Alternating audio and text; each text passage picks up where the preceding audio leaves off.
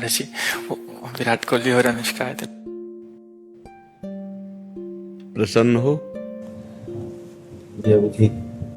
नहीं, ठीक ही रहना चाहिए। जब प्रभु किसी पर कृपा करते हैं, ये वैभव बढ़ना या यश बढ़ना, ये भगवान की कृपा नहीं मानी जाती। भगवान की कृपा मानी जाती है अंदर का चिंतन बदलना। भगवान जब कृपा करते हैं तो संत समागम देते हैं, फिर दूसरी जब कृपा होती है तो विपरीतता देते हैं, और फिर अंदर से एक रास्ता देते हैं, ये मेरा रास्ता है, ये परम शांति का रास्ता है, ये शांति का रास्ता नहीं।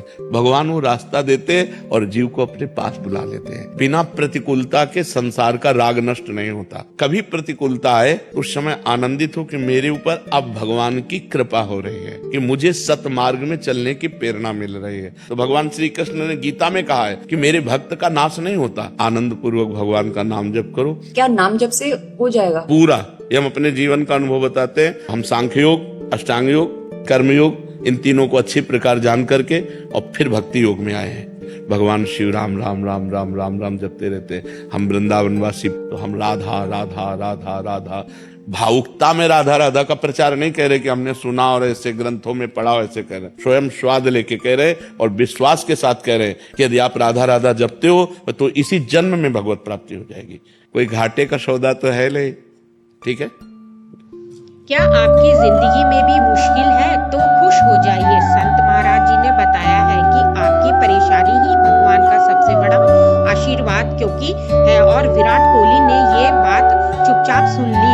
विनम्रता और जरूरता दोनों इस वीडियो में विराट और अनुष्का का संत के सामने बैठना दिखता है कि दुनिया की सबसे बड़ी सफलता भी वो अंदर की शांति नहीं दे सकती जिसका तलाश हर इंसान को होती है।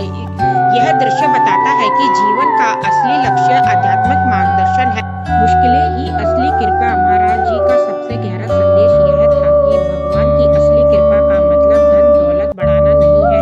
उन्होंने कहा है असली कृपा वह है जो आपकी सोच बदल दे, और सबसे बड़ी बात मुश्किल ही असली कृपा है, क्योंकि जब जीवन में तकलीफ आती है तभी हमारा मन दुनिया के मोह से दूर होकर भगवान के करीब जाता है। इसीलिए परेशानी आए तो खुश होइए क्योंकि आप पर सच्ची मेहरबानी हो रही है। यह नजरिया चुनौती को वरदान में बदल देता है। निष्कर्ष अंत में संत ने मोक्ष का सबसे आसान रास्ता बताया, नाम जप।